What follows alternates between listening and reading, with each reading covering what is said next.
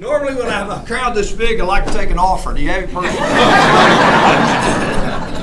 I want to say something before I pray, because I'm going to sit down and be quiet after this. I'm sitting here before you, the man who ultimately gave Carrasco and Dominguez their freedom. I was working at the Huntsville Funeral Home as a kid.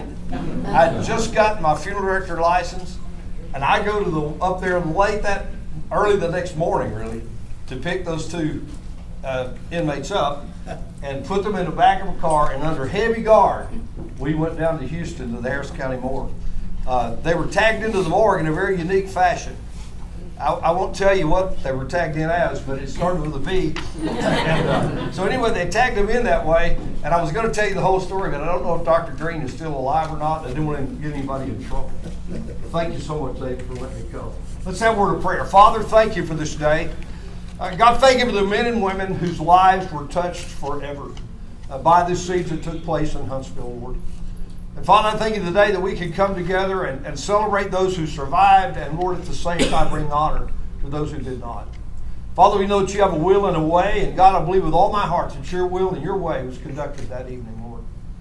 I think of these men and women who were so brave and Lord, defended our city, defended our system. I thank you for these men and women, God, who have given themselves their time and effort to be here today, to relive some moments, to think about some things that happened back in that time. God, my prayer is that never again would we in Texas or in any prison system, anywhere in the world, experience something as we experienced here during those days in that year.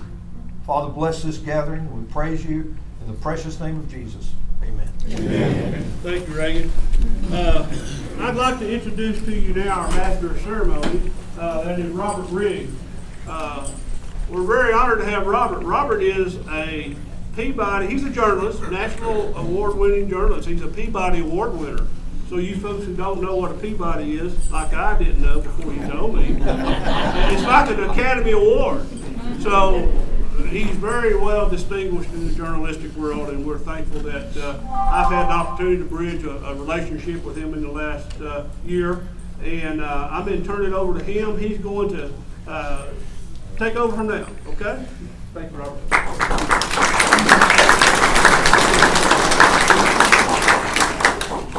We always start the day at Texas A&M by saying, howdy.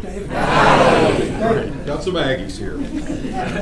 I'm going to give a short commercial message. I do a podcast called the True Crime Reporter Podcast. There's some flyers out here. I urge you to take one if you like true crime. We're very different from the others. You're going to hear from the men and women of law enforcement, how they solve cases. You'll hear from victims, and sometimes you're going to hear from inmates. But it is an approach that I decided to take after Defund the Police to really shine a light on the dedication and professionalism of law enforcement. David has been on it. Loved having him on it. You'll see some of these gentlemen, hear them eventually on it. We plan to do an audio documentary about this siege. But it is, I feel honored that you've invited me to be here to share this with you today. So let's get started.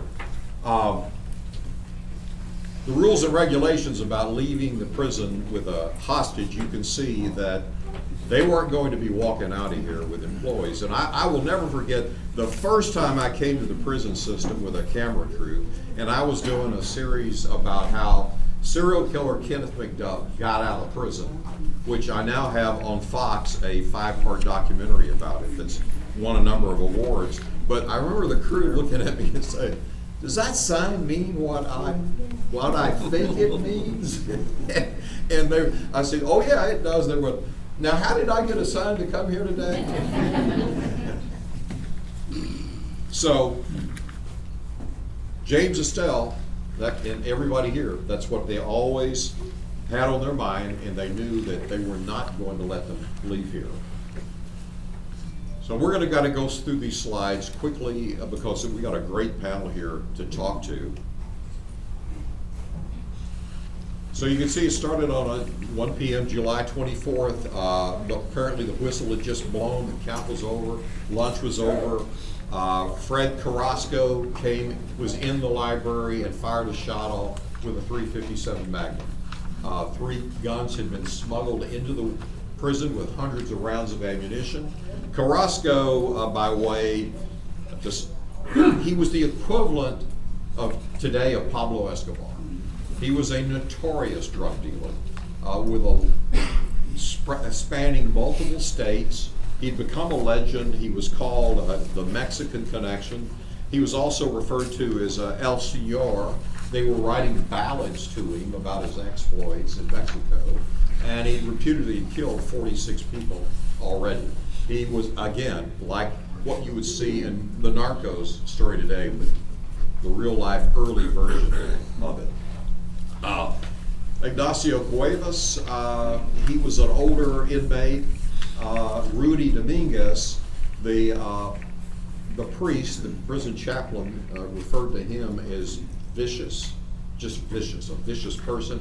He proved it during the hostage. He would brandish a pistol in faces of all the hostages and really tormented them throughout the process. It starts off by inmates are outside in the yard. This occurred on the top floor of the 3-story education building. The library was on that floor, and there were classrooms on that floor.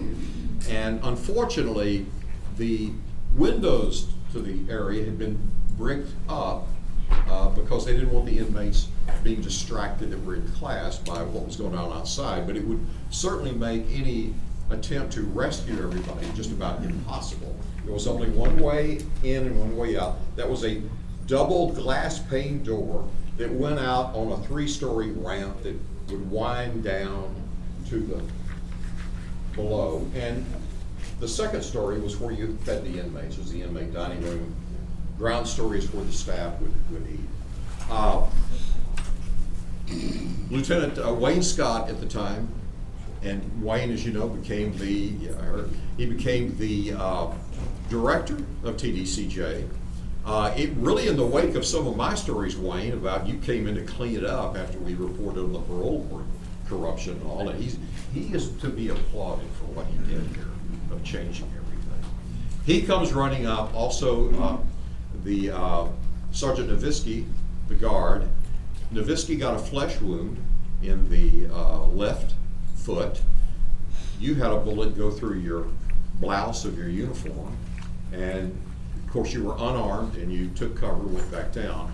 And so then we really start with the beginning of the standoff. Let's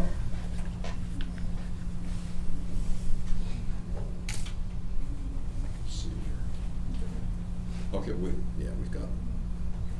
So that was you see kind of the gold wing ramp up there to the left top. That leads up to the library.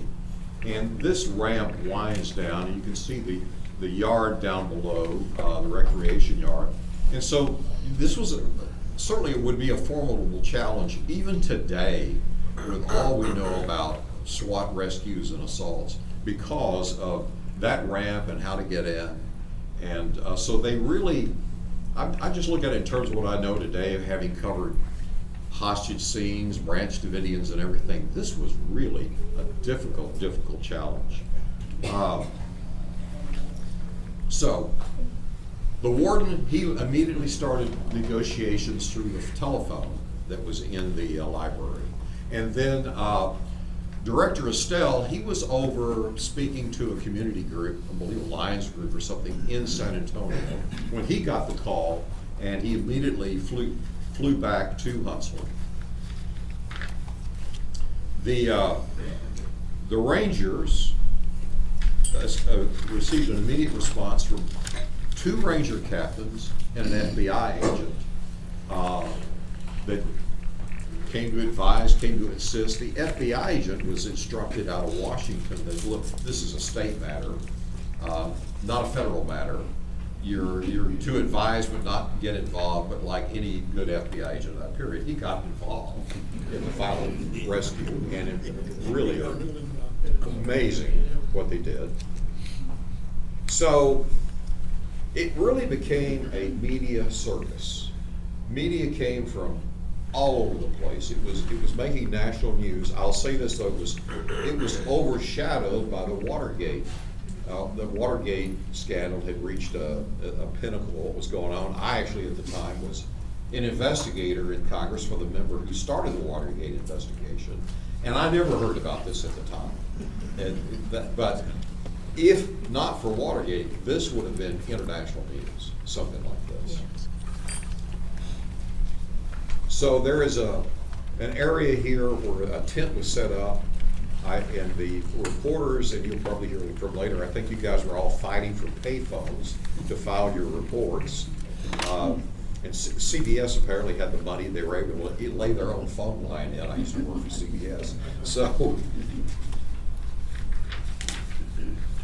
all right, so the first demand. He wanted Father Joseph O'Brien to come up. He worked for O'Brien. He'd been assigned to O'Brien as his janitor and orderly, which apparently he found quite demeaning because Carrasco had been the boss, the man. But they ordered him to come up, and the father acted as a go-between with messages to the warden and Director Estelle. They set up their operations center in the office that they called the think tank, where they would all be talking together and handling everything. Carrasco demanded these 15 sets of handcuffs and a television set. It turned out that the TV set did not work. There was no antenna, no way to hook it up. Unfortunately, these handcuffs would later be used to handcuff all the hostages and restrain them while they were held inside the library, and then when they attempted their escape. So the warden had quite a challenge here. He had like between 1,700 and 1,900 inmates that he still had to maintain order, keep under control. They still had to feed them. They were using the dining hall below. The Carrasco and company were very, very paranoid. The slightest sound that came from downstairs, they thought the assault teams were attempting to come in, and they would kind of go off and start yelling and screaming. So it came to the point they just had to lock everything down and start serving sack lunches.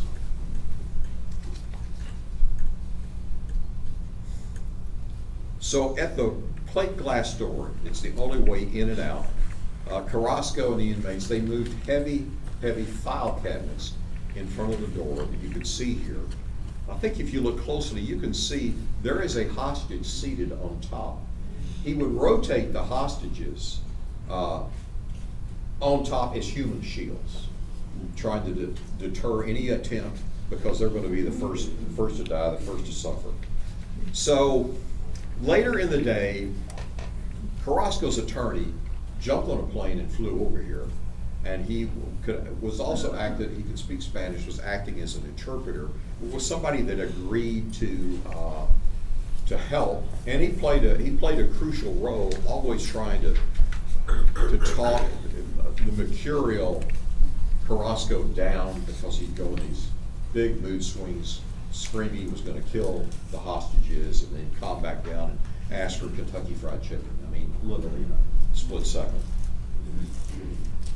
So you can see, again, that picture is, they began to call it, they called it the tank, the think tank, where they were working on things. They also were able to get a microphone hidden, drop down through a pipe chase, so they are able to monitor all the conversations inside to hear what was going on. They were also would be monitoring all the phone calls. So as I explained, they were armed with 3 pistols. One of them, the 38 came in hidden in ham. The 2 357s came in packaged like meat, and hundreds of rounds of ammunition came in hidden in a institutional can of peaches. The peaches have been removed, labels put on. The trustee that brought them in, apparently the gang back in San Antonio threatened to kill his family if he didn't do it. But that's how they got in. And then once Carrasco was in the library, he had wrapped around his legs, taped around his legs, hundreds of rounds of ammunition. And he started unraveling the tape so they'd have more ammunition. As you see, Father O'Brien became the messenger. Later, he's going to volunteer to stay with the other hostages, which I understand they were quite relieved by.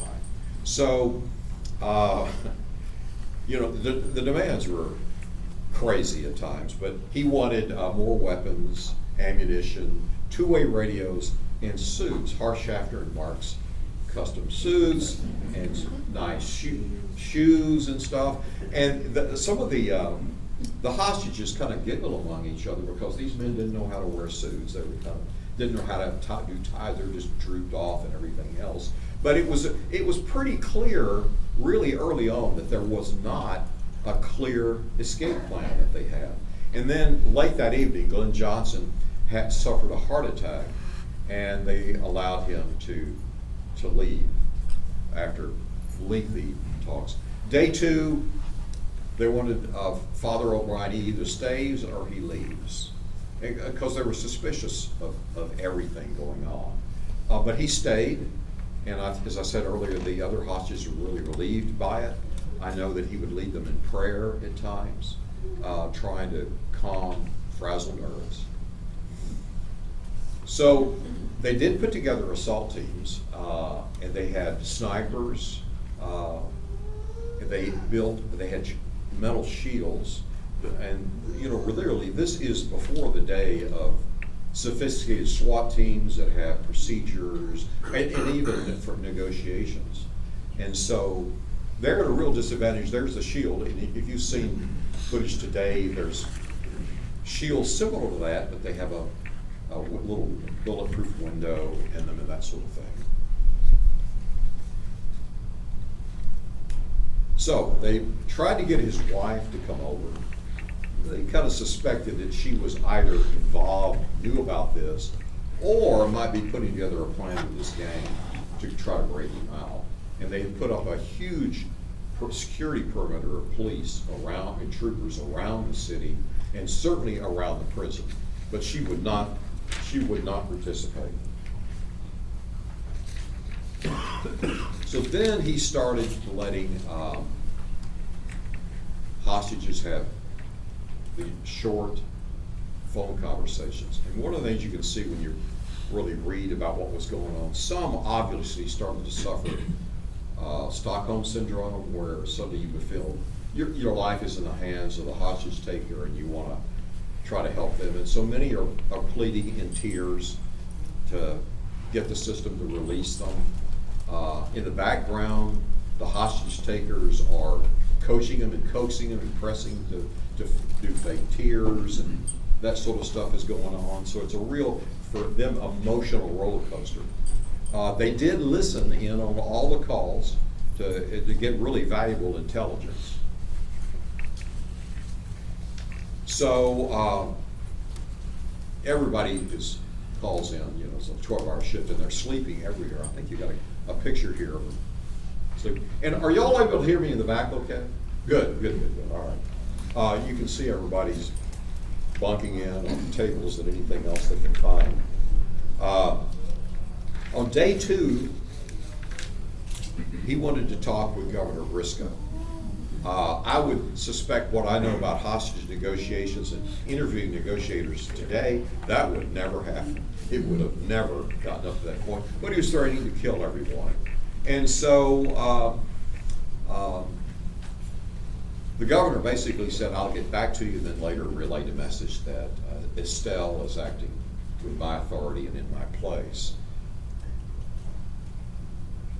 So we see negotiations can continue, and these are really going to drag out.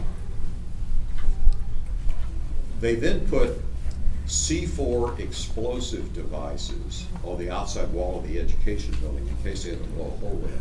I think with what we know today and what I've covered and stuff, you might have killed a lot of people. Today, I was in Iraq, and the SEAL teams there all used these shaped charges that you can open up. You'd open up a big wall without hurting anybody inside. You've got entry, and you've got flashbangs and stuff, but they didn't have the advantage of that today, and unfortunately they didn't have to employ it. So he's press hungry. He's wanting to know, you've got an ego going on with this man. He's wanting to know how he's being portrayed in the press. He is allowed to start doing interviews with members of the press. You're gonna hear from a member of the press that did interviewing. And so these conversations start. Some, there's a few conversations that are embarrassing where, I know there was one reporter, I was reading a conversation where they just kind of started praising him and building it up and appealing his ego. So we really, some of it got out of hand. So again, I talked earlier how they just had to lock the place down and start serving, meals in paper bags.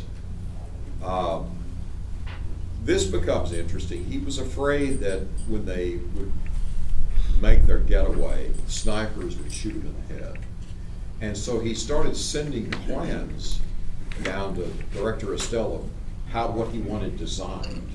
And I think they went through 3 different designs and they were welding them together back in the back.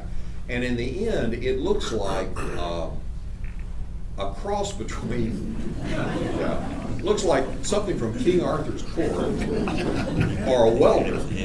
Now, what was interesting, there's no vents for hearing. And those things were extremely heavy and it would have really echoed inside, but you can see what he had made there, some of the weapons that were recovered.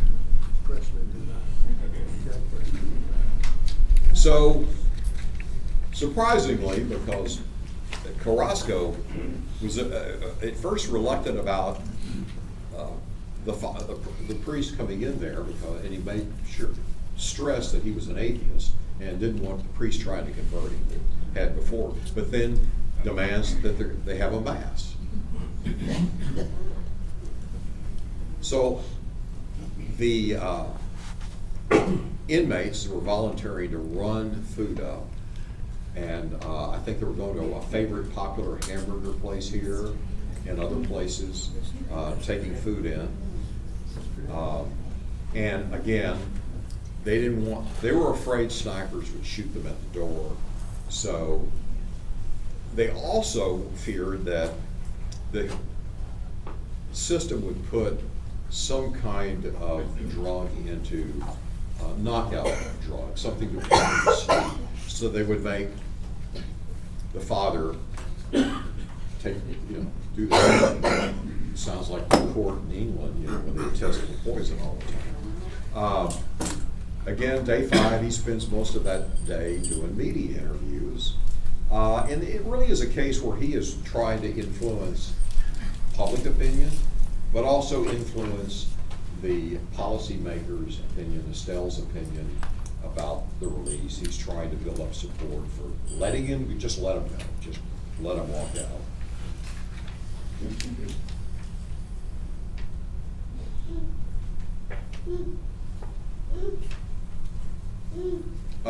So this is interesting. He had 4 inmate hostages.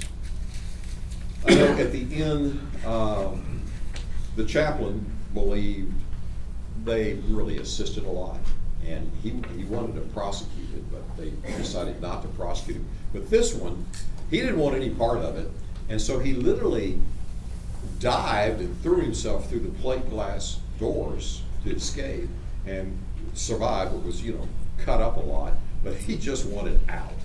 But he was able to get out and provide some intelligence about what was the physical layout of the place, and where they had moved stuff, and the conditions of the hostages and how they were being treated. Then I think she was a librarian, but she faked a heart attack, put on a good deal, and so they took her out, let her out. They kind of suspected she might be faking, but she did a really good job. They put her in the infirmary or hospital. They kept her there. They never let it out that she had faked it. They did not want to find out that the fight had been tricked. But she again was able to give them some good intelligence about everything.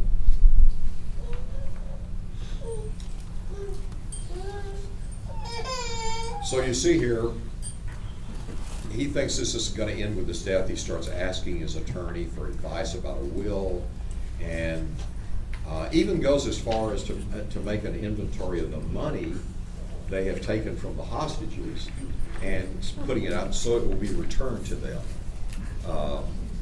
somehow through the will. It's crazy.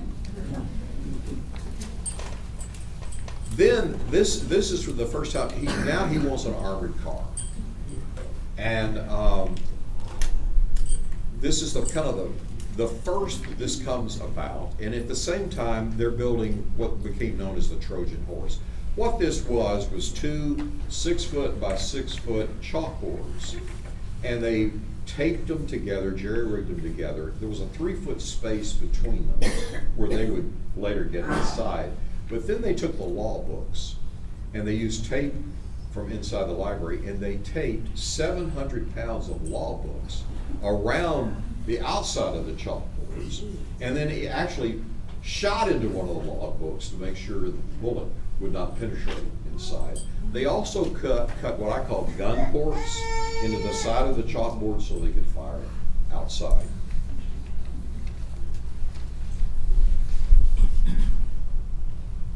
So the 3 hostage takers handcuffed themselves to the hostages. I got a note here. I just want to make sure that I get this right. So, the 3 hostage takers and 4 hostages, they're going to be forced inside this contraption. And so, you had Vonda Seda, a teacher, Judy Stanley, a librarian, the school principal, Novella Pollard, and the chaplain were handcuffed inside. And the remainder of the hostages, including the inmates, they were handcuffed together in a circle outside around this, what they call Trojan horse. And it was their job then to try to maneuver it down the ramp you saw earlier, which is a winding ramp. And that is their job. Now, there was no way, they're going to get it. They're going to be let out. They put a media embargo in place, so no word would leak out of our preparations on what was taking place. Director Estelle found an armored car, I think a Purolator, that brought it down to the prison. They actually complied with his demand to let a inmate inspect it, see if it started, see if it had gas and that kind of stuff. But they were never going to come out to get on that. So they had one sort of snafu where they had a huge thunderstorm, the power got knocked out, the air conditioning went out in the room. Of course, that's going to raising the tensions. They finally got it restored because they're worried about the health of the hostages as well. And so we're now leading up to the 11th day, but the final hostage he releases is Linda Woodman.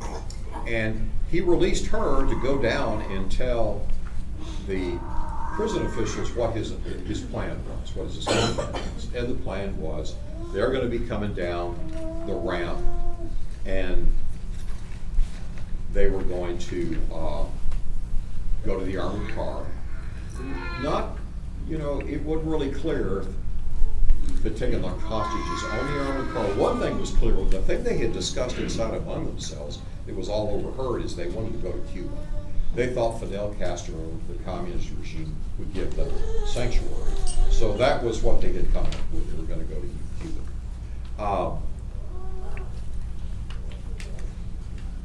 You're going to go there.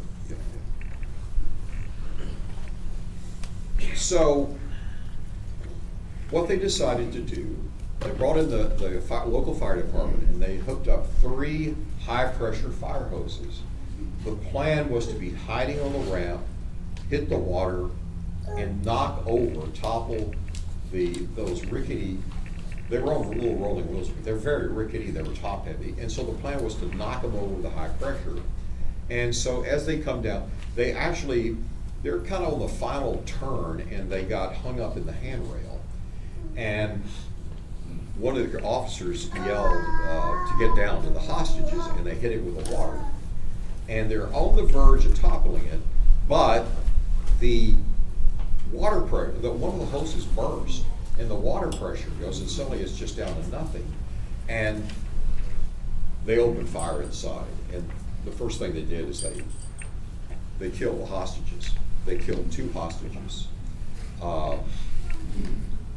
And you can see the water going there, but they kill the hostages, and then when they get the water back on, and some of the officers had grabbed the ladder they're using as a battering ram to knock it over.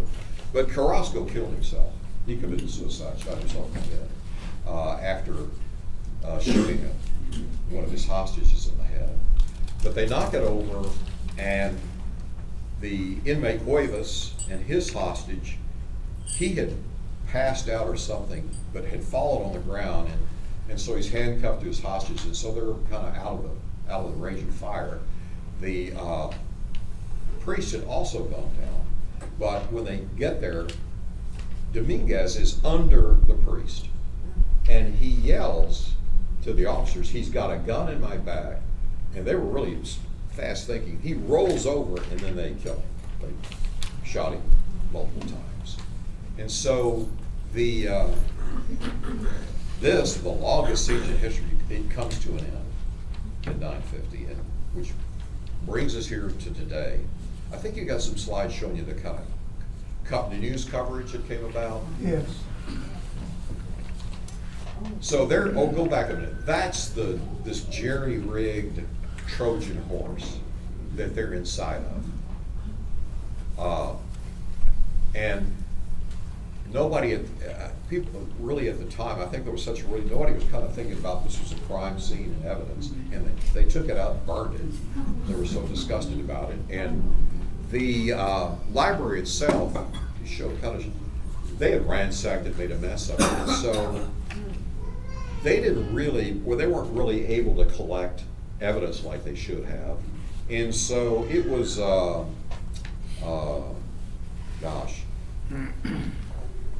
because of that, there were about 3 different trials for Cuevas.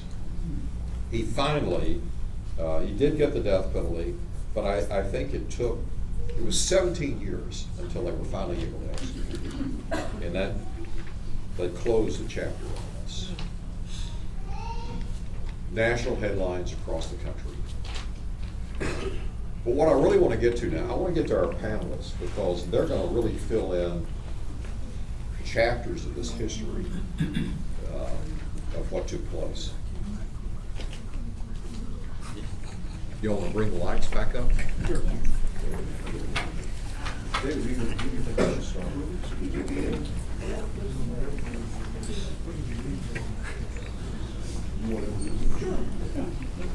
Let me, if I can just butt in for just a moment, let me introduce the distinguished panel that we have with us. 2 of our distinguished panel members are ex-Texas Rangers. Immediately to my left is Maurice Cook. Maurice was on one of the assault teams there. I think he was with one of the captains and coming, I think. And let me tell you, he's brought some memorabilia, and I'm going to ask you to go to the museum. I'm going to bring it in here. He's going to bring some. Okay. Put that vest on. It's 60-something pounds, at least. Yeah, 60. That's a hell of a man carrying that thing. That's all I can tell you. That's a bad dude, I'm telling you. And next to him is Joe Davies. Joe also had a task of doing an assault should another event have occurred, as I understand it from Joe. So we thank you, gentlemen, for being here today. We have 2 journalists they were working for the Austin American-Statesman at the time. Mike Kopp right here. He is now the lead, historian for the Rangers Association, or the Rangers, I believe. Wayne Jackson was a journalist as well for Austin American-Statesman. And we were talking about this yesterday. They slept on the ground. I said, yeah, before fire ants got here from Africa. That was a pretty good deal, And next here is Bruce Nowitzki. Bruce is the gentleman, unfortunately, that took the wound to the foot. I've never met Bruce before until today, although we've had an opportunity to visit over the last few weeks. I've always heard about the person who got shot in the foot, but I never knew his name. We certainly never had an opportunity to meet him, so I look forward to visiting with him later today. I believe his wife's Wendy's here. I'm not sure Wendy's here. Okay, Wendy's here, so we welcome her. And then Kent Ramsey. Kent was a captain. He had just been promoted to captain a few weeks before that, I believe. Yeah, I've been at the Walls. He had been at the Walls as a lieutenant, made captain, went to diagnostic, and got pulled back to the Huntsville Unit for being on one of the assault teams for that event. And Kent went on to bigger and better things as well in TDC. And then, of course, Mr. Woods, S.O. Woods was on one of the assault teams as well. He was in the classifications department, and Woody's a walking history book. I'm telling you, when he talks about convicts, I'm telling you, he knows lots of bad dudes. And then let me share with you here Mr. Ben Aguilar. Ben was one of the key players in this whole deal. He was the actual translator when Carrasco wanted to be an ass and talk Spanish and not speak English. He's the gentleman who translated the narrative. Forgive me, Reagan, for using that language there. But he wasn't ass.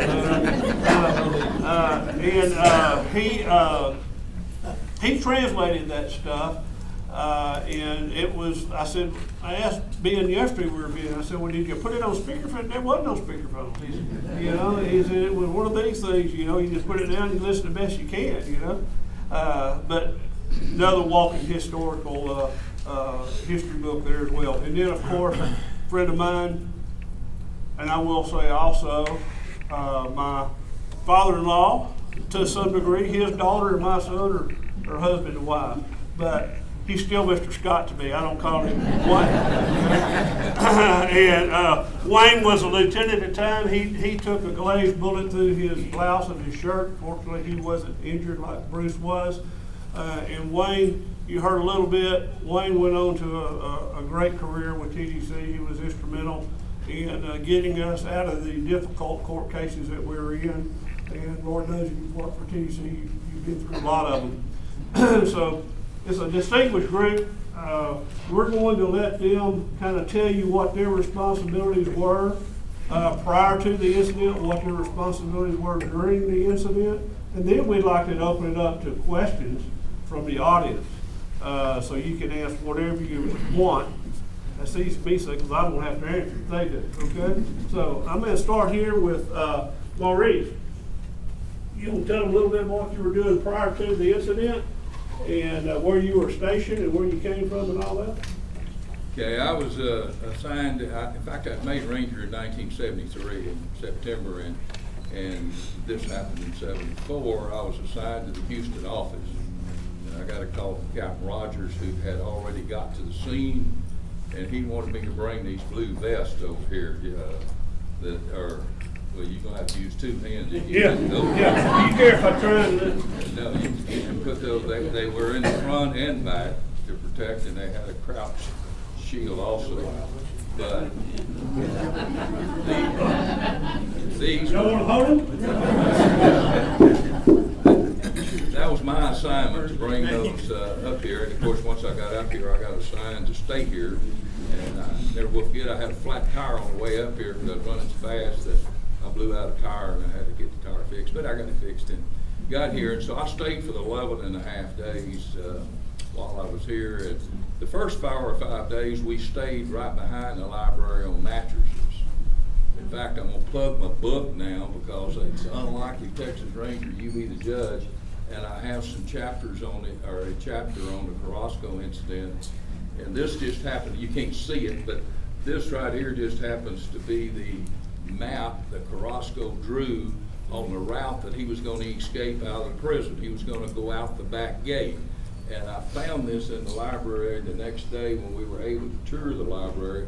And I would tell you that I got ownership of it, but there was two things that when we toured the library that I got, and the other thing was kind of unique, was a handcuff key. because these were special handcuff keys. If you're a police officer, you know that most handcuff keys don't look like this, and so we gave them really, really good handcuffs, and then they gave us some keys so we could release people. But anyway, I found this key on the floor, and then it's kind of a unique deal. That was my second shot that didn't shoot, and I ejected it on the floor, and I found it on the floor later. So I've kept some, I think, some unique pieces of the history that happened.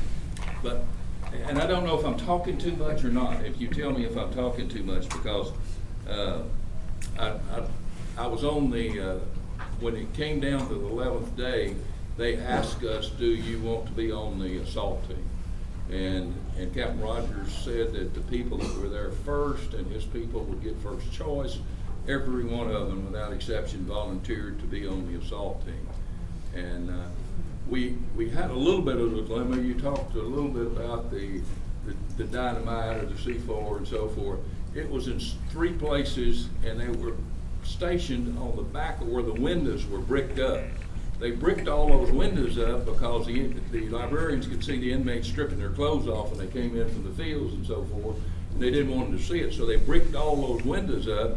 But we had 6 pounds on each of the windows, and Halliburton came and hooked that up for us. And then the National Guard helped us, and then they pulled out. And Lord help us, but we had a Ranger Sergeant that was the one that was going to detonate that. And, he didn't have any experience whatsoever, and he hooked up 2 times to blow it. One was when they shot the helmet to test it out. And the unique thing about the helmet is the side of it was tempered. The warden, personally, who is the one that oversaw all that, tempered the side of it, and we were told to shoot into the temple area because our bullets would penetrate it. Carrasco tried it and shot forward on it, but at any rate. So so on the 11th day, we assembled in the inmate, not the inmate, well, it was the inmate chow hall, and the officer's chow hall was below. And I would tell you that I gained about 10 pounds because we kept that one going all the time long. And we ate really good. I ate more watermelon than I ever ate in my life. But at any rate, when we got ready to go on the 11th day, we assembled inside the inmate chow hall, and we had a monitor in there so we could see what they were doing out there. And the inmate came down, like you said, and moved the vehicle. He took some milk cans for whatever reason and put it across one of the, there was 2 ways down that ramp, and he put it across one of them so it blocked that one. Well, that told us which way they were going to be coming down. And so we got all prepared, and we shifted in there. We put water hoses down here. The assault team was here. When they came down, I'll never forget the eerie sound of those wheels. Those wheels were squeaking because they were 700 pounds of books or whatever it was. And incidentally, this is one of the books. And you can see the bullet hole in it. And when I gave speeches, and I still give speeches to today, I talk about this book, and I said, you know, people use, and I don't ever show them a bullet hole to start with, and I say, you know, you use law books a lot of times to try to get out of the penitentiary. And I said, in this case, the case law was used a little different because they shot into this, and here we did. But anyway, they used it to tape it to the shield. So when we go out, Captain Rogers was the first one out because the captain always led his people, and he was by God going to be the first one out. He was out. Captain G.W. Burks was the second one out. Winston Paget was the third or fourth, and then Bob White, that FBI agent wasn't supposed to be involved, was the next one, and I was the 5th one out. And Bob and I stood in the doorway because we couldn't go anywhere. We didn't know what to do. You know, I mean, the inmates the inmates that were roped to the shield had been cut loose by then. And I'll say that's the bravest thing that I saw there was a correctional guard that came down and came from the backside. He just walked right out there and cut that rope. And that was it. Maurice, if I can just interrupt for just a second, since you get on that point, that is the man that cut the rope. Yeah. He was awarded an Employee of the Year, I think maybe Correctional Security Officer of the Year, if I remember correctly. Wendell Stewart, I believe. Willard. Yeah, so, from what I've heard is, he just calmly walked. Well, he crouched around, there's a rail there like this, and he crouched around that rail, but once he got past that rail, he just had to stand up, and he did. He just walked out there and cut that rope. And then we sent all the people that were on the outside of it, we told them run, you know, so they all ran down the ramp. There was one that stood down there, and I don't mind telling you, I put it in my book, but he stood down there, and I never understood why he just stood there. And so I told him to leave, and I was going to shoot him. And Joe, maybe it was you or somebody over here on this side, were telling him, stay where you are, stay where you are. And I'm telling him, get gone, get gone. And fortunately, he listened to me, and he went ahead and left. But as we got that in the water, and you know, I like to historically tell things correct, so I'm going to tell you, water hose did not break. What happened was these correctional folks were put out there without any vest or anything else. They were just outside the door spraying that water, and then when the bullets started coming, they stepped back in and let that hose go, and 200 pounds of pressure, and that hose was bouncing in there. If it had hit one of us, it would have killed us. But anyway, that hose was bouncing, and it uncoupled. And when it uncoupled, and then later we were able to couple it up, that's the reason we could get it restored. One hose or three? I just remember one hose. It could have been more than that, but I just remember the one hose that was being shot from to the left of us and shooting the shield.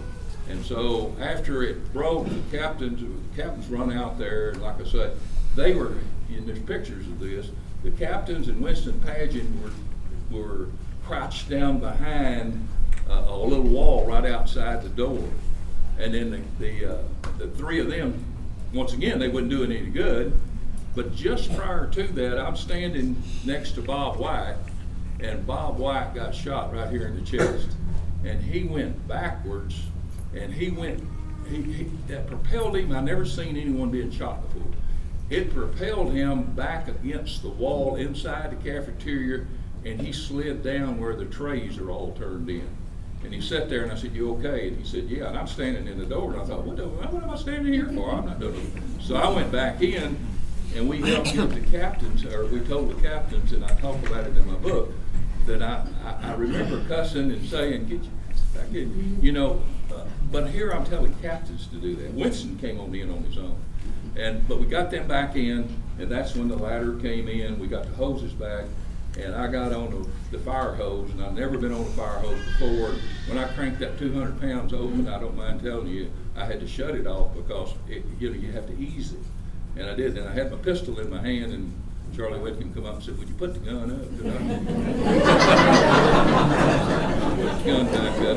I'd already shot 3 or 4 times. Anyway, so there was a Mexican flag on the back of that with a little bomb-looking deal on the back of that shield, and it was open about this much on the back, and that bomb was hanging there, and it really wasn't a bomb, but it looked like a bomb. And then the Mexican flag was there. The first thing we did, we washed the Mexican flag off, and we took that bomb and washed it off inside the shield. And then we kept trying to knock it over with the water, and it wouldn't go. And if I'm talking too much, stop me. Okay. And so then Winston and I ran out first because everybody was all grouped inside. I ran out first and went on the top rail. And there's a picture here that shows me on the top rail and Winston kneeling down beside me. I've got that picture in the book. And that was the exact moment that Dominguez was shot. Carrasco had already shot, his head was blown off.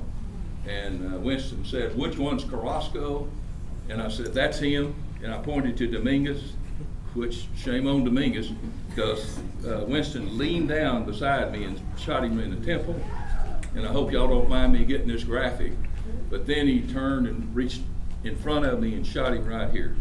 And the pictures will show that. But so Dominguez was neutralized. Cuevas was on the other end. He still had his helmet on.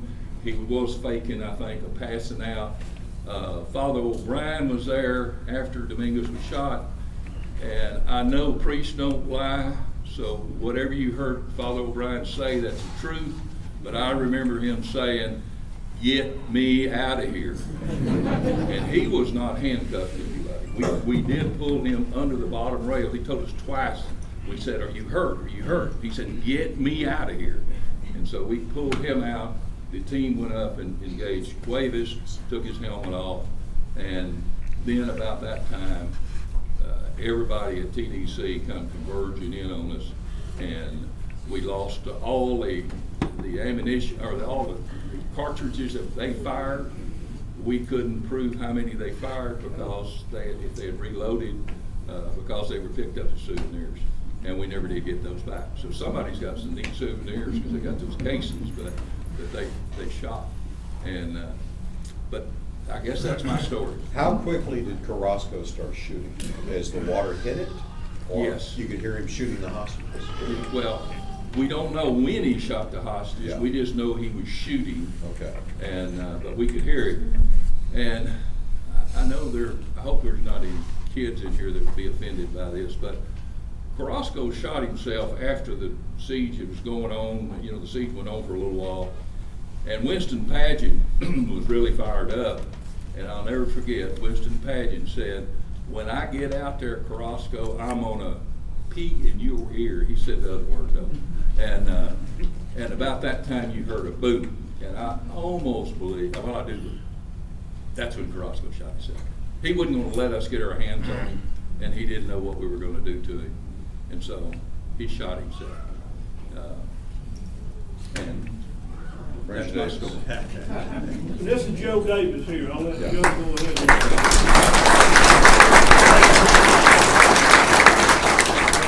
Maurice has covered it pretty well, but I'm going to tell you some other things that where I was and what my feelings about some of it, and then what Maurice has told you basically is what happened and everybody saw it out there. I was a Ranger. I went into Texas Rangers in 1969, went to Austin, Texas as a Ranger, and the day of I was out there working and got a call from Captain Bill Wilson, who was the senior captain in Austin at that time, and told me there's a hostage situation at the walls in Huntsville. Back your gear up and get with Wallace Spiller. Wallace Spiller was another Ranger assigned to Austin with me, and head to the walls and plan on staying there until it's over. We don't know how long that's going to be. So I got all my gear together. I got in touch with Wallace Spiller, who was the Ranger with me in Austin. And Wallace would drive all the time. He didn't want to ride, so I was glad of that. We took off to Huntsville and was told to get a hold of Captain Rogers, Captain of Company A in Houston, who was commanding that under the Rangers over there. That was in the walls of Huntsville, is in his area, as Maurice said. And so we headed over here, got here, and made contact with them. We later went to the diagnostic unit out north of town, and that's where we were assigned to stay. And they put us on assault teams, as Maurice said. I was on the assault team. Captain Burks from Company B in Dallas was also here, and some of his men. Most of Company A, I think, was here. And then they brought other Rangers in from Company F, me and Wallace, and some Rangers from Company B of Captain Burks. So when we were assigned assault teams, I was on the team with Captain Burke's men and others, and Company A pretty well had their assault team. Our duty was, we were assigned 12-hour shifts. Company A, that Maurice was on, was assigned the 6 p.m. to 6 a.m., I believe, wasn't it? No, I'd say we worked. No, yeah, we worked the days. Yeah, you worked day shift, 6 a.m. to 6 p.m. We took their place at 6 p.m. and worked to 6 a.m. We had 3 assault teams. We were against the west wall. We'd go in the mornings, relieve them, and we would go inside the walls. And the Rangers was one assault team that I was on. DPS Intelligence, Winston Pageant was in intelligence, the one he was talking about, was on an assault team or intelligence team. And then we had TDC assault team. All three assault teams were assigned, and then we met at our time periods and sat against the west wall. And we mainly just stayed there.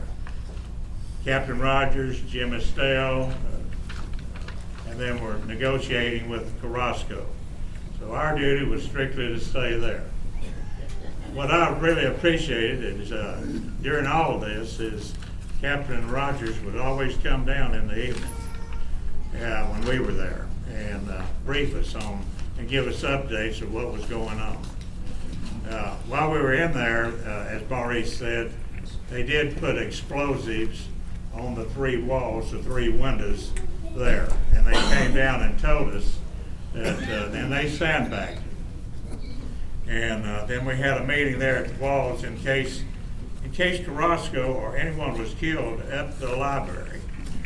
We were going to assault that library because if he killed one person, we knew he wouldn't stop there. He would continue. So if he actually killed one before they came down in that Trojan horse, we were then assaulted. And I thank God every day we didn't have to do that. It would have been pretty bad. And I'll tell you why. We were against that wall, and each assault team had a ladder. And after his sandbag, they told us what we're going to do is if he kills anyone, we're going to blow in those three spots, and then each of you wait about 10 seconds. We don't know where the debris is going, and then hit your ladders and go. Well, there's an alleyway. I believe that back building was a laundry, if I'm correct. The one we were next to was a laundry. Yeah, the laundry. And so there's an alley in between the laundry and the library. And so they made a makeshift bridge out of, I don't know whether it's 2x6s or what, but they made a bridge there to go from the laundry room across to the second floor where the roof line is there to all of us would be running across that bridge and into our spot where it's blown in. And there was only one guardrail on one side. And so they took us all up there and showed us, okay, if this happens, everybody runs, go up your ladders, your sign, head for the bridge, and then get in line and go across. I don't know how many got pushed off, but because when you're done to do that, I'm going to tell you, everybody's rushing to get to their spot. There's one guardrail on one side. It didn't look very stable to me when I went up there. I didn't know if it owed me if I went against it or not. And so that was what we were going to do if he killed anybody. And they said when they blow that wall in, it's going to knock out all the power in there. And it's going to be dark in there. And they told us, don't take anything but your pistols with you. Because you don't want to take a shotgun or anything like that, a rifle. Only go with armed with your pistols, and then go in your assigned hole. And it's going to be dark in there. So when you get in, don't start shooting. You wait until you see somebody shoot at you. How do you understand why they don't want this to happen? Because it'll light up. You'll see a flash. Then shoot at the flash. Can you imagine?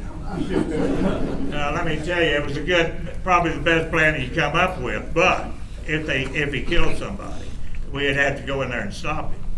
But I guarantee you, if there'd been a shot fired at us, and all these guys were running in their hole, there ain't no telling how many shots would have been fired after that. And we got on bulletproof vests, but I'm worried more about getting shot in the back than I am in the front. So, anyway, that was the plan to go in there. When it came down to the time, as Maurice said, and they were going to bring the Trojan horse down, they said they started signing, as he said, the assault teams. And Captain Rogers came out and he told us it's Company A's area, and it actually was going to go down on our ship. night shift.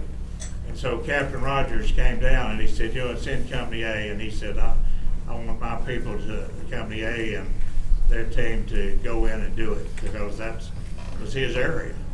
And so they assigned me and others to different locations.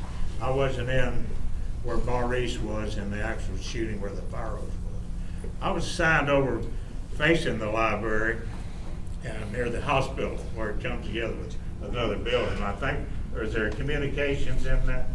Should have been at the time. Those gentlemen there could answer better than I could. Yeah, and anyway, I was over there. I probably had one of the best views of the whole thing when it went down, because I'm sitting there watching as it starts, them coming down the ramp. And as Maurice said, when they got there at a certain time, they started shooting. And I'm going to say the same thing Maurice said.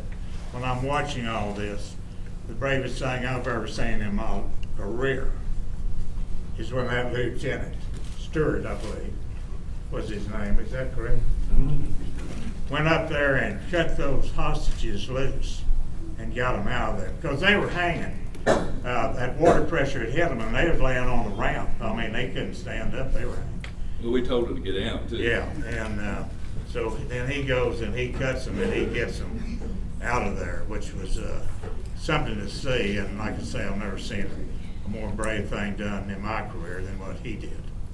And then it all went down. I was over there in case they made it to the car or get that location. The armored car was right between me and them.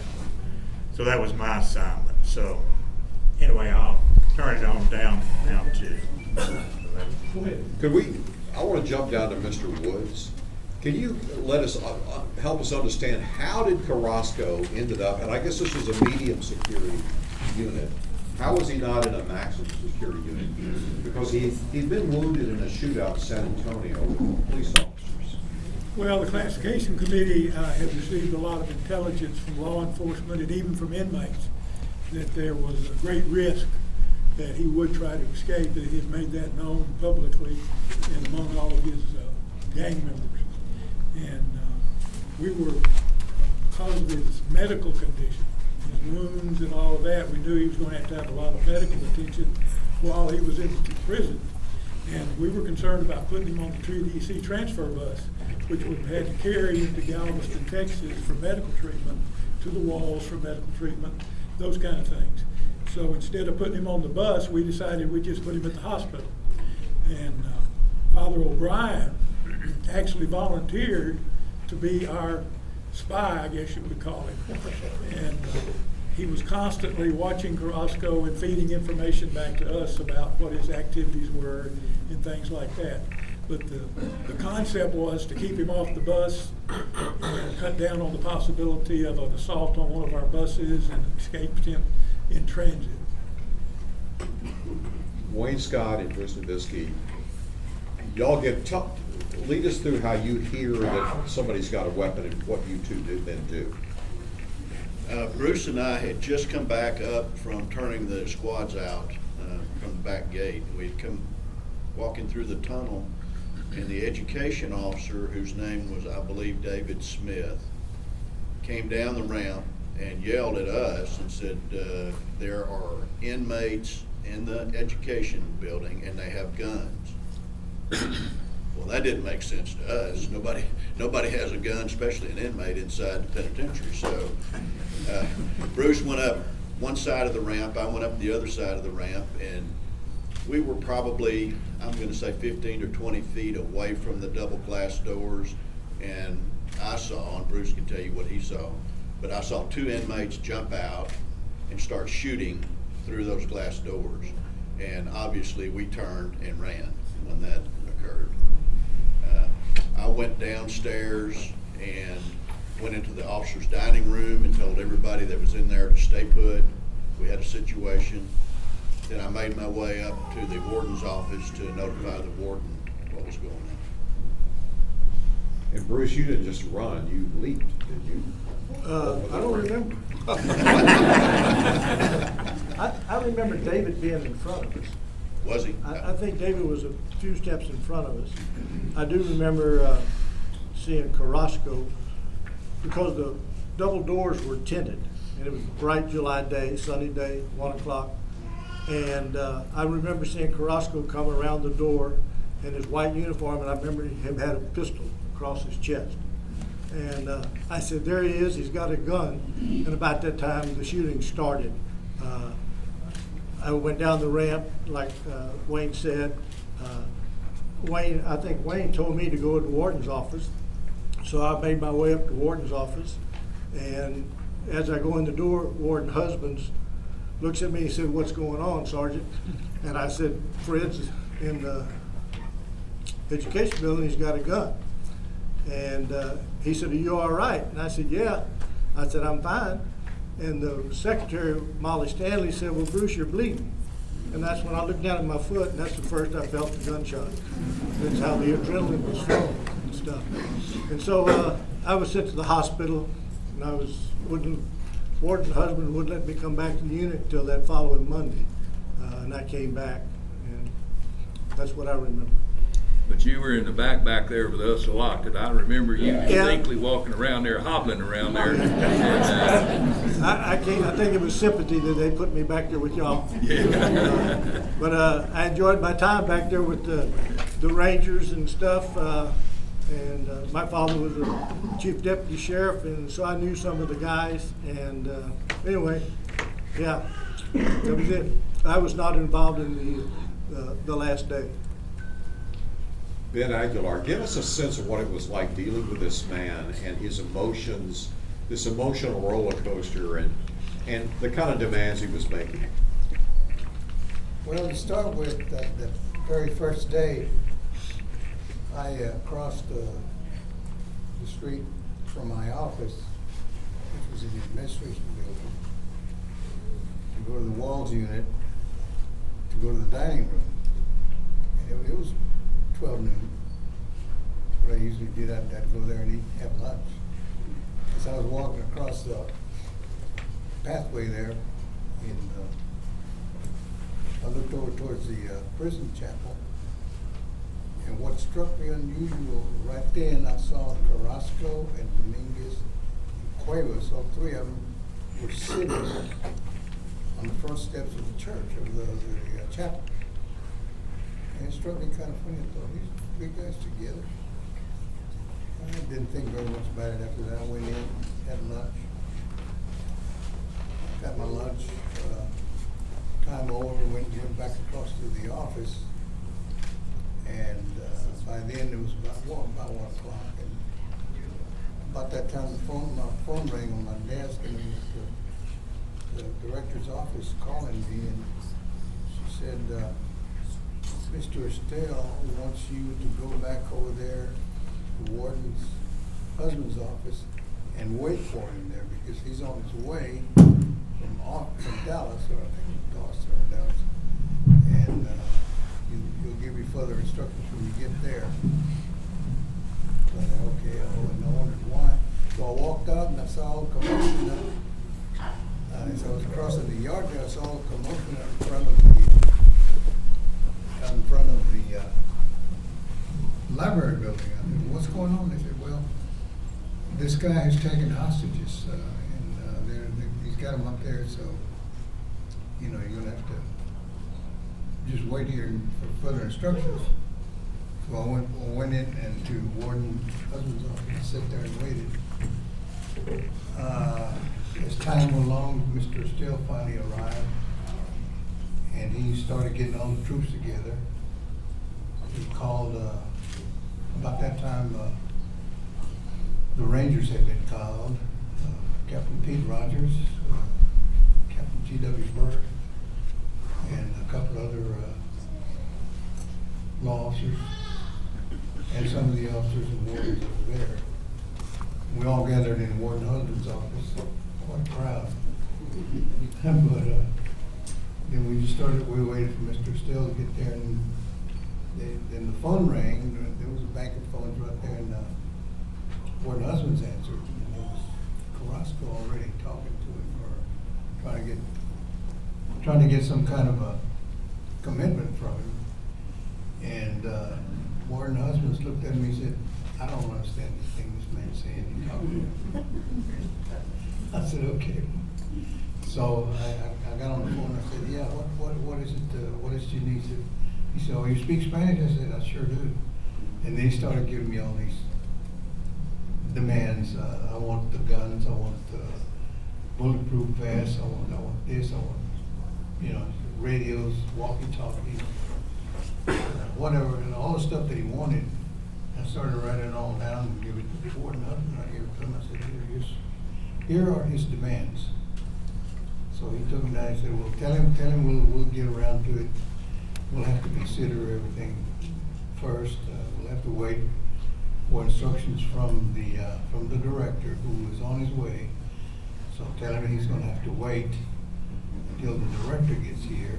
And so I conveyed the message to him, and then he blew his top right then. He got angry. He said, well, all right, if y'all don't act within 15 minutes, I'm gonna start killing these people in here. And I said, well, hey, just hold off, just cool it. We'll get to you. We understand your demand. We're trying to get this thing done as easily and as smoothly as possible. So just hold back. I said, well, I'll give you 10 minutes. Hung up. So I gave it back to Fort Hudson. Well, nothing we can do is just wait and see. But in the meantime, he starts conveying he starts giving all these orders about getting stuff in there. And we waited there maybe 30, 40 minutes until Mr. Still finally arrived. He got on the phone with him. And that's when things kind of smoothed out a little bit. But Mr. Still had the ability to talk to someone and calm them down. To me, he was quite a director that we had.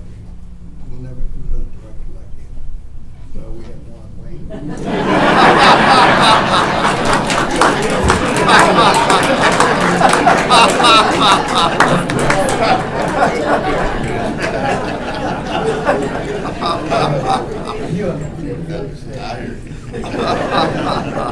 But anyway, that's I manned that bank of telephones there for 11 days and 11 nights.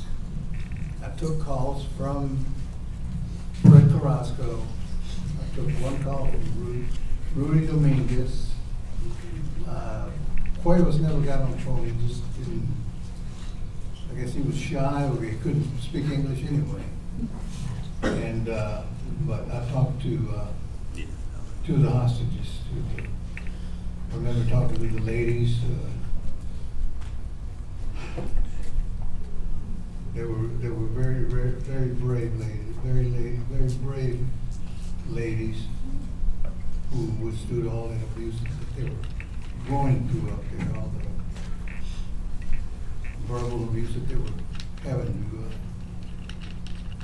suffer, and threats. But one thing I do want to say, I want to pay tribute to those little ladies. They were very strong, stronger than I could have been. That's true. Especially Miss Stanley. See her daughters here. But just sitting there for 11 days and 11 nights and listening to these guys making all these demands, and me having to relay this to the authorities, it was quite a toll, physically and mentally, because there were moments I had to make some kind of decision, and I couldn't really do it unless I was authorized to do so. There were very many long nights that I spent there wondering, trying to figure out what to do with these people, but at the same time suffering along with these people that were being held up there as hostages. I remember the early morning when Escamilla crashed through that door. I was sitting there at the phone, manning the phone, and I heard this glass shattering, and somebody called and said, yeah, he has tried to escape. Well, Fred Carrasco did. He called, he said, his Camilla has crashed through the glass door, and he's all cut up, and he's down there bleeding, waiting to be, waiting for somebody to help him. So just want to let you know what all that noise was. So I said, well, I got up from my desk, I went out into the hallway and looked out there towards where he was, and there was another officer standing there. So I said, well, let's go get him. I said, he's been down, let's just go get him. We took a mattress right there, and then we got to him. He was trying to get up and walk and crawl towards the hospital. I told him, no, stay there, hold on, we're coming to get you. So we got to him, rolled him over onto the mattress, and then pulled him back into the main building there. And he was scared. He was hollering, "They're trying to kill me, they're trying to kill me." And I thought, well, they almost did, didn't they? There were a lot of other different things that I remember. It was quite an ordeal. Was there ever a moment you thought it's about to end? They're gonna kill everyone? That moment always came around whenever Carrasco got on the phone and threatened to kill people. I thought, this is it. He's gonna really do it. Somehow the other countries held him back. Thank you.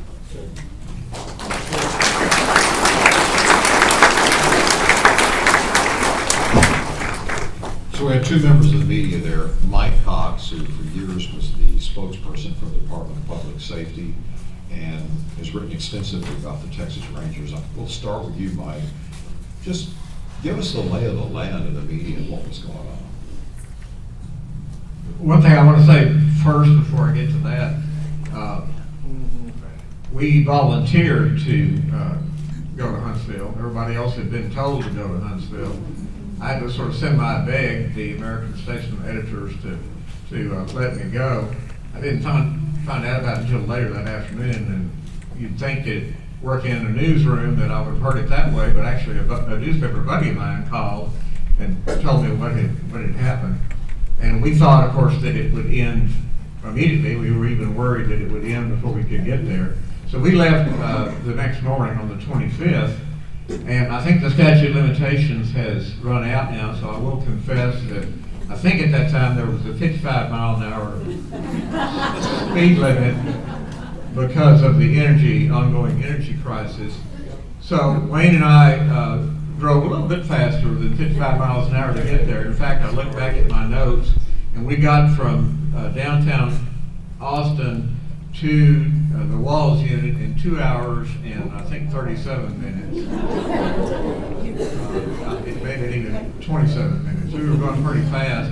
In fact, at one point we got to a construction site, and a woman, highway department flagger, stopped us and said, well, there's an area that's closed here, you can't go through. And I think I said, well, thank you, appreciate that. And just ignored her totally. I drove on the side of the road, kind of almost in the gutter to get around that site. Because, we wanted to get there, and the reason we wanted to get there because there was an entirely different media landscape. Now, I see many of you in the audience are also fellow boomers, so I'm sort of preaching to the choir to tell you what it was like in 1974, but for those who were maybe not around in 1974 or who were too young to remember, first of all, this was before the internet. We had no cell phones. There was no CNN. That didn't come until 10 years later. Dallas, Houston, Austin, San Antonio all had major newspapers. And the Statesman sent down two people because, one, I asked for Wayne, I volunteered, and then I volunteered Wayne because Wayne actually grew up here in the Huntsville area. His family actually lived on the prison, so I knew that he would know Huntsville better than I did, so that's why I asked for Wayne to go down. But when we got there, of course, there were already a lot of reporters there. soon the media developed as its own little community. The first night we were there, the newspaper had told us to operate on the cheap as much as we possibly could. So, as David said, the first night we were there, we slept on the ground outside the headquarters. And then the next night, we really moved uptown. We stayed with Wayne's mom. And so for the first 2 days, we did not cost the American Statesman anything other than what they were paying us at the time. And throughout that time, it was up and down, up and down, up and down, but we always had that feeling that it was going to go down today. I mean, there was always this urgency news-wise that this was not going to last, and yet it kept lasting and lasting and lasting and lasting. Finally, it got to the point where Carrasco wanted to talk to the news media, so on, I believe it's on July 27th, which was the first Saturday, Carrasco said he wanted to talk to somebody from the Austin area, since that was the capital, and he wanted to try to get through to Dallas Briscoe. So he said he wanted to talk to somebody from the American Statesman. Well, there were 2 of us from the American Statesman there, and so what Wayne and I did was flip a coin to see who would get to talk to Carrasco. I lost the coin flip. I don't know if I guessed head or tails, but either one, it was not the one. And so Wayne got to talk to him, and I'll pass it now to Wayne, let Wayne talk about that if that works. Yeah, we quite literally tossed the coin to see who could get to talk to Carrasco. But before I get into that, there's one other aspect of our speedy drive over here. I suspect many of you grew up in the Huntsville area. I suspect some of you are old enough to remember that at one time KSAM broadcast a program called Hospital Herald. Everybody remember that? These were the days before HIPAA, and they were quite literally reading the list on the air of who is admitted and released from Huntsville Memorial Hospital. And as we were driving in from College Station on Highway 30, we picked up KSAM and expected to be live at the walls with a reporter saying what's going on at the walls. No. They broadcasting Hospital Herald. And Mike had never heard of this before, and I said, yeah, Mike, they've been doing this since I was a little bitty kid. And I don't think they're going to stop anytime. So Mike was a little upset that we couldn't learn anything other than the Hospital Herald that we pulled in. But after we'd been there a few days, I won the coin toss. Now, there are a lot of people in this audience who know more about hostage negotiations than I do, but one of the hallmarks is that if the hostage takers are still talking and not acting, that's good. And so that's why the prison officials were happy to have reporters talk to Carrasco. So, and Carrasco was trying to get the publicity, and he was sending messages through the news media to the prison officials. And the main thing he told me when I talked to him was, I'm coming out of here soon, one way or the other, dead or alive. And he wanted that his resolve to be known to the prison officials. And he also put some of the hostages on the line when I was talking with him to plead their case of, you help us get out of here. Now, a lot has been made. Ben was talking earlier about his role, and Ruben Montemayor, a Carrasco attorney, was also very involved in translating for Carrasco. And because of that, a lot of people think Carrasco needed the translation. He didn't. When I talked to Carrasco, he spoke perfectly good English, but there was a great deal of, shall we say, ill will that Carrasco had for Jim Estelle, and I'm quite sure the feelings were mutual.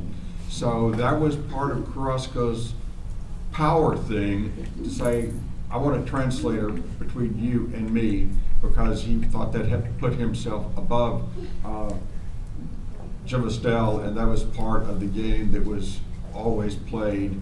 But this kind of speaks to the idea of how deeply involved the interrelationships between the news media and the the prison officials was, and I think near the end, maybe Jim has some more pictures that we can flash up, but at one time, there were more than 100 journalists camped out on the prison lawn, and one of them was the CBS TV crew and Ed Rabel, and they quite literally had a telephone line installed on the prison grounds. The telephone people came out and ran a line from a pole and said, "Where do you want it to be?" And they said, "Right here." He said, "What?" Okay, and that's what it was. So we have pictures of a telephone line on the grounds in front of the prison. So be happy to take any questions later. Kim Ramsey, you want to fill in some blanks of what might have been missed? Well, I was assigned to the TDC assault team and the water hose team, and I remember for 3 hours, we sat on the second floor on a space about half this big and about twice this wide, shoulder to shoulder, for 3 hours, and it was hot. Maurice Cook can tell you that it was extremely hot, and then that's about it. I helped get Miss Pollard out of the pile and locked up Cuevas. And then my warden come to me and said, "You need to leave before the news media gets here." So I left at that point. Mr. Woods, you were an assault team too, right? Well, I was on an assault team on the opposite side of the building.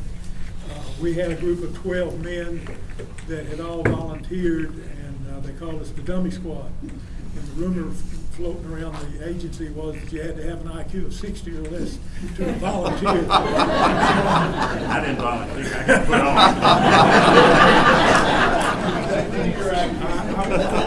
Guys, Joe Walker, there in the middle. Wave your hand, Joseph. He was deaf on top of everything else. He was a member of that team. And Billy Ware was a member of that team. I don't think anybody else is here. And Rick Crane was on our team. Yeah. Rick, where you at, Rick? I know in my situation, Warden Macmillan was my supervisor at that time, and he got the phone call after everything started and went to the walls. And after a while had passed, and we heard the rumor that there were guns and shooting and all this kind of stuff. So I went over to the walls and to find Mr. Macmillan to see what he might need, and basically cigars. And I ran in, and Bob Cousins was with him, who's the warden from the Ellis Unit. He also wanted cigars. So I volunteered to go to town to get cigars for everybody.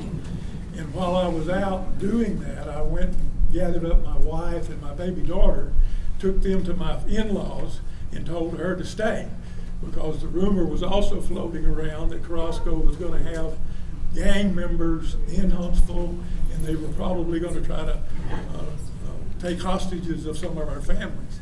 So I called my brother and my 2 brother-in-laws, and I told them what was going on and asked them to look out for my family.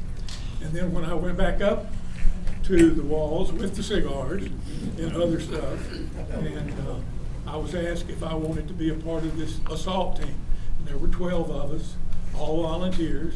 I'm very proud to say that there were 4 members of the state classification committee at that time, and all 4 of us volunteered. And so I volunteered and stayed up there for 11 days. We camped out in the offices of the old prison credit union, which was on the 2nd floor above the walls, the warden's office.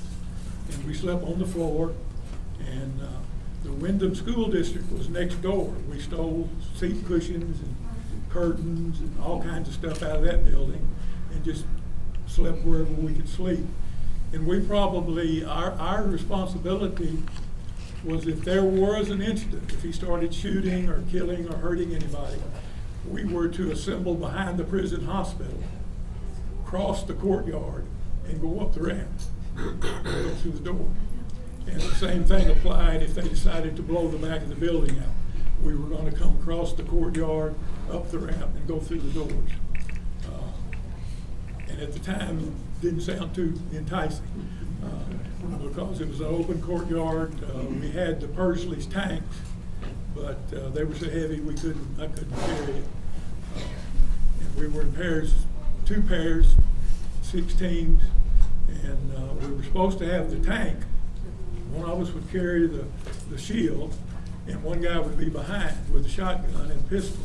And the guy in the front had a pistol. But Ward McMillan and I were partners, and I had already told him that if we got out on that courtyard and I couldn't handle the shield, I was going to take his shotgun and give him the shield, and I was going to zigzag across the courtyard. Because I was 26 years old, playing a lot of softball. I was in great shape, and I think I could have made it. The other thing that I was kind of confident in is we had some excellent snipers. And they were stationed in the windows at the Wyndham School District and several other places around the unit. And I was pretty confident that if any inmate showed his face or his arm or his pistol or anything else through those glass doors, it was going to get shot. And so I was pretty confident that we could actually cross that courtyard and get up the ramp. And then, of course, there were wings on it to where we could hide behind the wing. Luckily, though, we didn't have to do that. And luckily, they didn't have to blow the back of the building out. On the 11th day, when the incident came down, several of us were stationed behind the little walls that were behind the ramp. And when the water hose broke and the water started spewing, the gut shots started firing. Of course, Lieutenant Stewart had gone up and cut the ropes, and the hostages had fled. The ones of us that were on the wall jumped over the wall, and one guy was pushing that shield with that ladder, and the rest of us grabbed it and threw it over the side. And then we started trying to help the hostages. We had handcuff keys and knives and things like that, and we were trying to untangle people. Cuevas was at the bottom, Carrasco was in the middle, and Dominguez was at the top. And it was obvious that Carrasco was dead. He had shot himself. Cuevas was at the bottom and perfectly still, not making any sound. Several of us kicked him to find out if he was alive or not. He never moved. And by the time we got the handcuffs off of him and his hostage, all of this water and blood and everything was flowing down the ramp. And he just kind of slid down the ramp and ended up on the pavement at the bottom of the ramp. And we thought he was dead. And about that time, we were still trying to help the hostages. We had all holstered our weapons. And we were trying to help get hostages onto the gurneys and things like that. And that's when Dominguez shot Bob White and knocked him backwards just like they described a while ago. And then he was stirring around waving his gun. And I know Kent was there, and Jerry Peterson, and me, and several other people. We were right there in the middle of the ramp trying to help the people. And he was waving that damn gun, and that's when Padgett killed him, thank goodness. Because I think for 50 years I've been grateful that I didn't get shot that night. And Kent probably is too. So that's the way it ended. Very, like being described, a very terrible experience. We want to open up to questions. If you have a question, just open up, and I'll be glad to give the mic. Is Willard Stewart still alive, anybody knows? I think he passed away. Yes, but Yes, my understanding, well, he died about 5 years after this incident. All these guys are at least 70, 75. The 2 captains, they've already passed away 25 years ago. 4 out of 5, chance y'all will be gone, me too, in 25 years. This is the place that this story can still be told.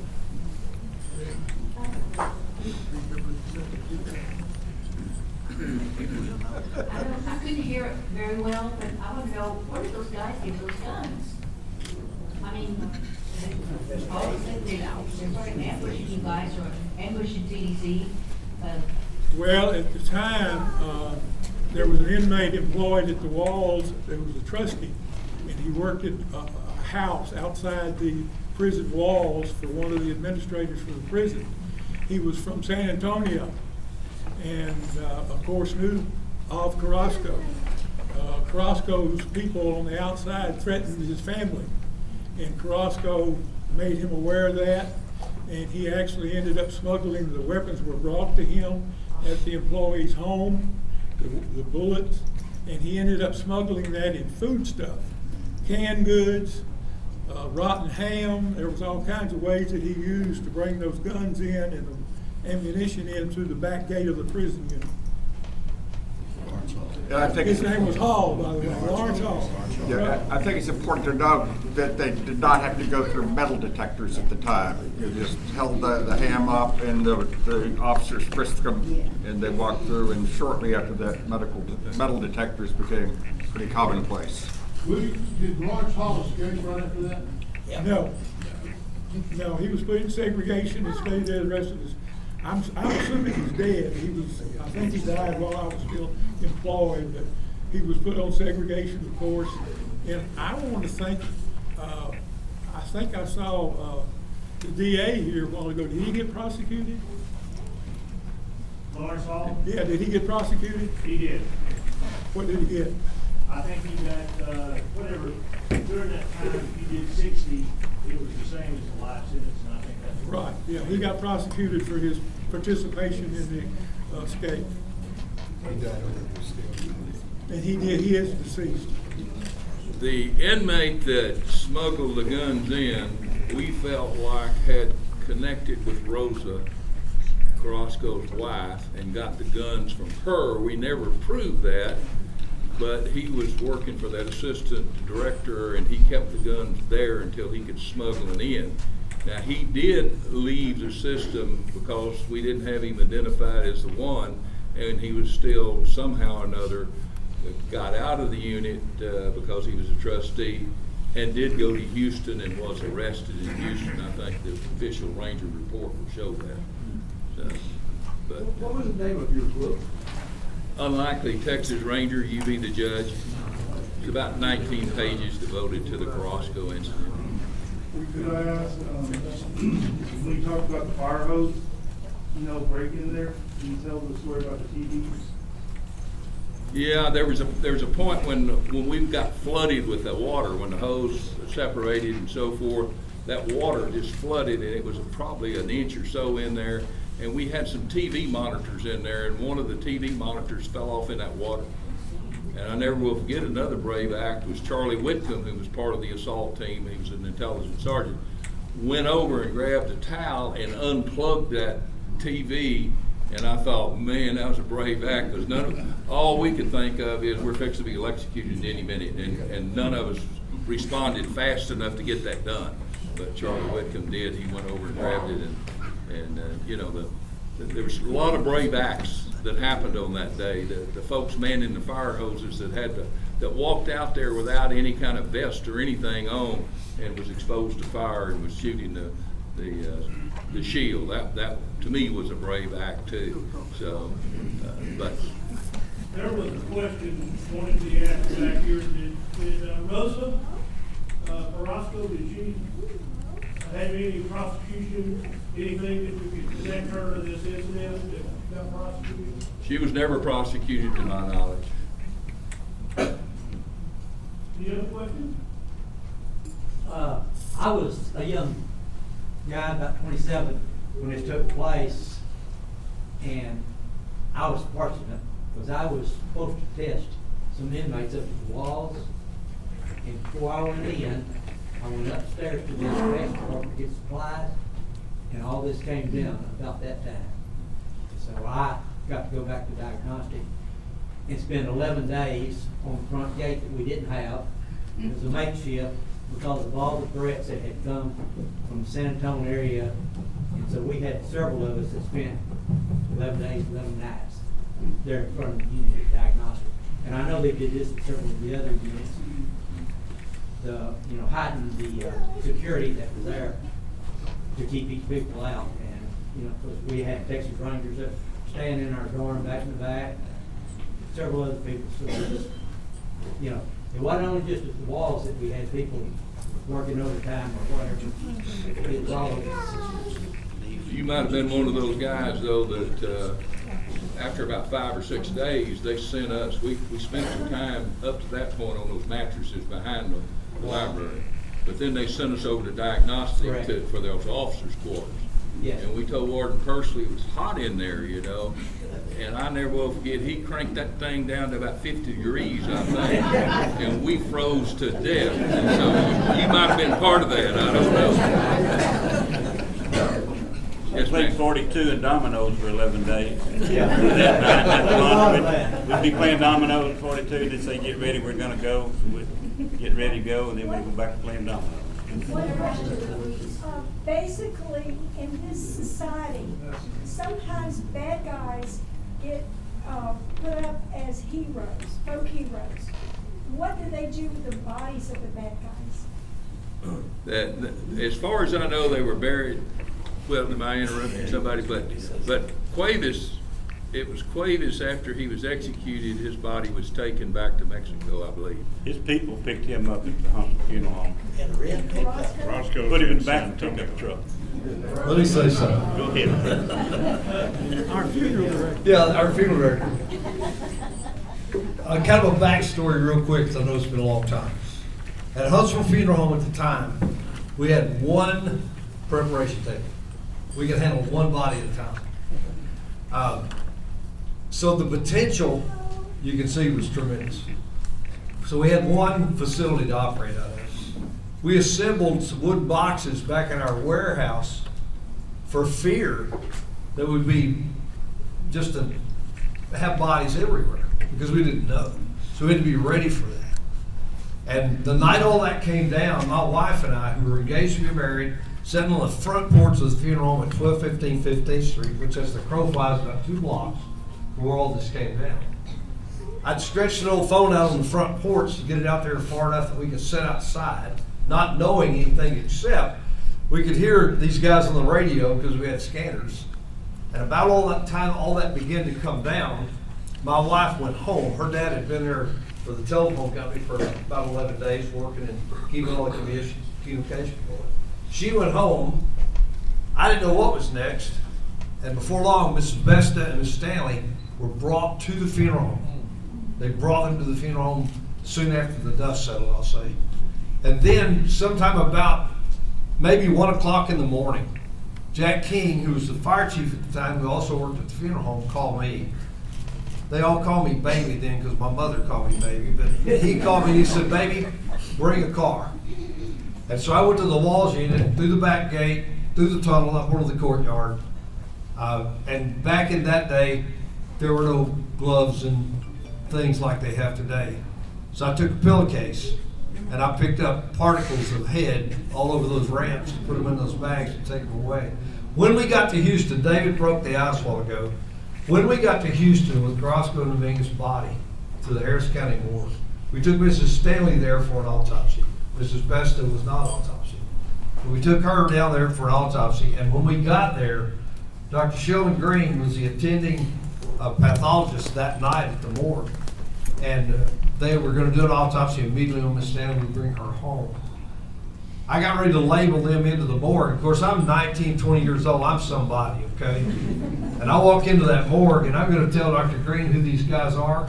And I said, Dr. Green, this is, and he put his hand up. And I said, Dr. Green, this is, and he put his hand up. He got 2 toe tags from the morgue and labeled them into the morgue. Bastard number 1 and bastard number 2. They took care of them there at the morgue, and we brought Miss Stanley back. And then later on, I was involved in both of those funeral services at First Christian Church here in town. And I remember one night going up there, talking about the media. One night we went up there, and there was a death in the inmate hospital, which we had to go all the time and pick inmates up there who were deceased. And the death happened in the wee hours of the morning. And we roll up there in a 1967 funeral coach, coming in from the east end in front of the walls, and we have to stop in front of the walls, and what they had done is bring the deceased inmate to the front. And let me tell you, the world lit up with what media they had then. And the biggest problem we had was the next day, the owner of the funeral home, Richard Hartley, who later was the Justice of Peace County, got on us because the license plate on that old hearse was dangling back and forth all over the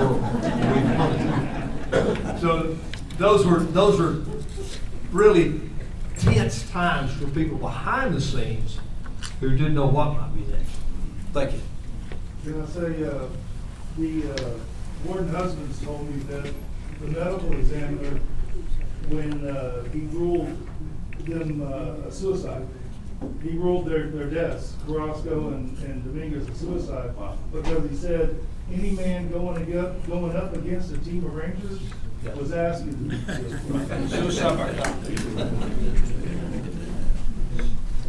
I always believed that if we had known Cuevas was alive at the time, he wouldn't have got off the ramp. Well, you know how that was. In the heat of the moment, everybody was mad and upset.